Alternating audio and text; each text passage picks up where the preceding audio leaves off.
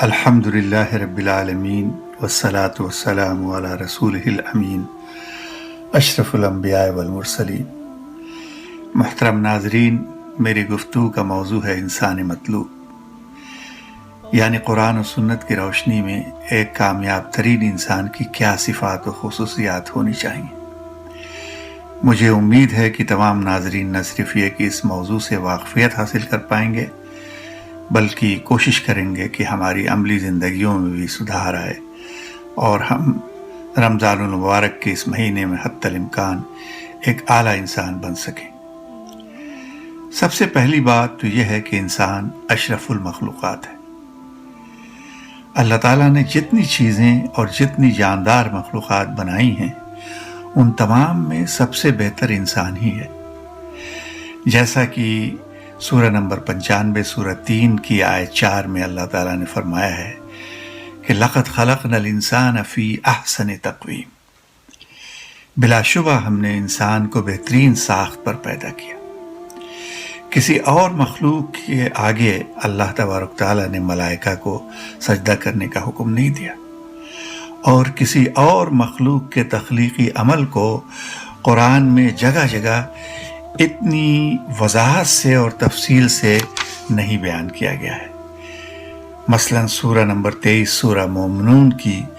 آیات 12، 13 اور 14 میں تفصیل سے اللہ تعالیٰ نے انسان کے تخلیقی عمل کو بیان فرمایا ہے۔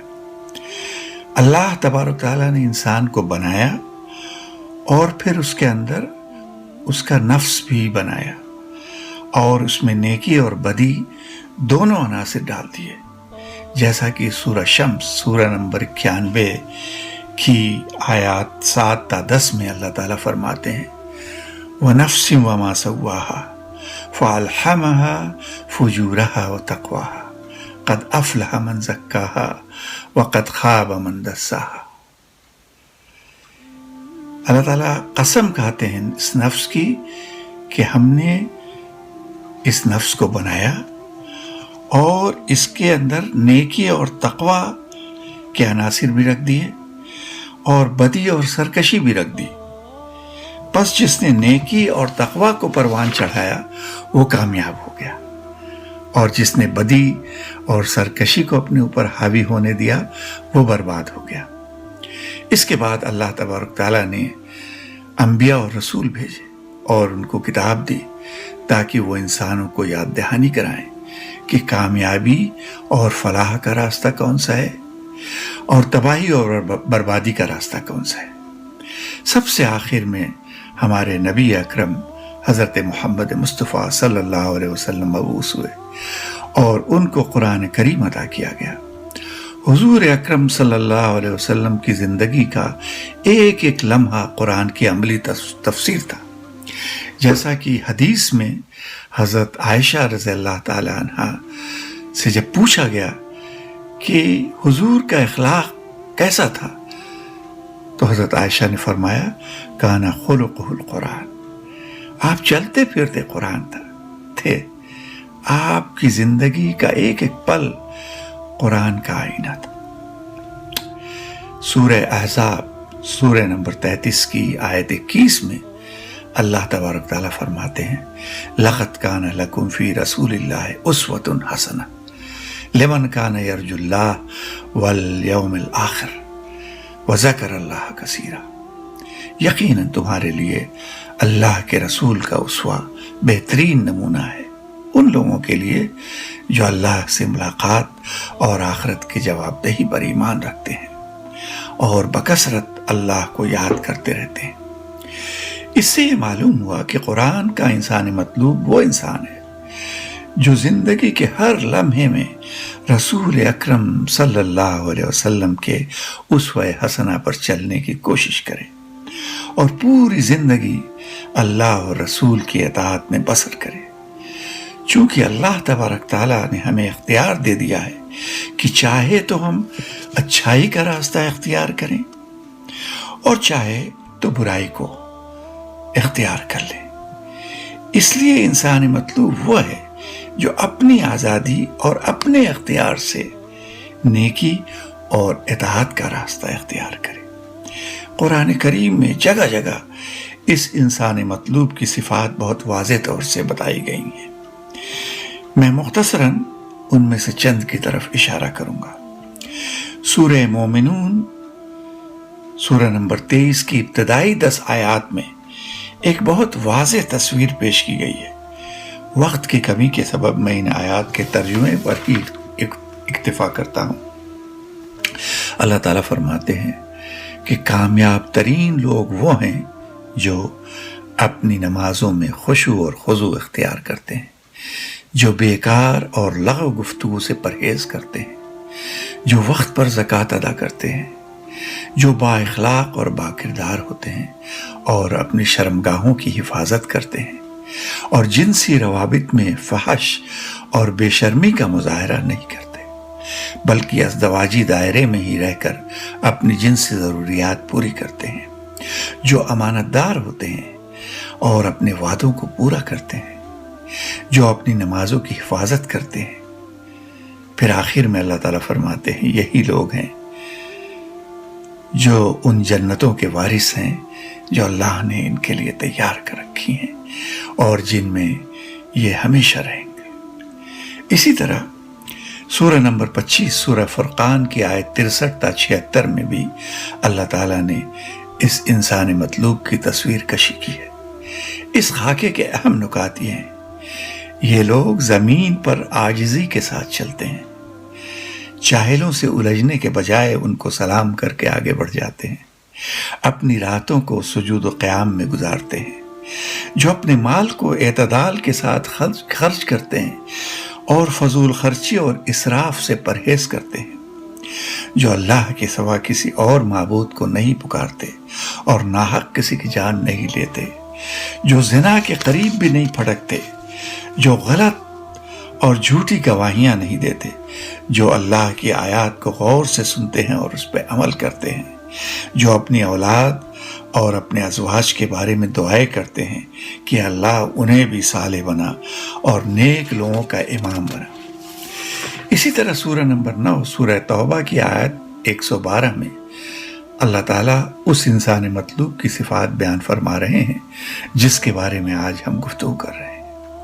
اس آیت کے مطابق انسان مطلوب مندرجہ ذیل صفات سے بھی آراستہ ہوتا ہے یا انہیں پیدا کرنے کی کوشش کرتا ہے۔ التائبون یعنی اپنی غلطیوں کا فوری احساس کر کے اللہ سے معافی مانگنے والے، العابدون یعنی اخلاص کے ساتھ اللہ کی عبادت کرنے والے، الحامدون اللہ کی تسبیح بیان کرنے والے، السائعون اللہ کے لیے زمین میں چلنے پھرنے والے، الراکعون الساجدون یعنی رکوع اور سجدہ کرنے والے، الآمرون بالمعروف والناہون عن المنکر یعنی لوگوں کو بھلائیوں کی تلقین کرنے والے اور برائیوں سے روکنے والے، والحافظون لحدود اللہ اور اللہ کی قائم کردہ حدود کی پابندی اور حفاظت کرنے والے۔ قرآن و حدیث نبوی میں بہت ساری اور خوبیوں اور اوصاف و کمالات کا ذکر ہے، جن میں سے چند اہم یہ ہیں: اپنی عقل کو قرآن و حدیث کا علم حاصل کرنے اور دنیا کے اور علوم حاصل کرنے والے اور ان پر غور و فکر کرنے والے، تدبر اور تفکر کرنے والے،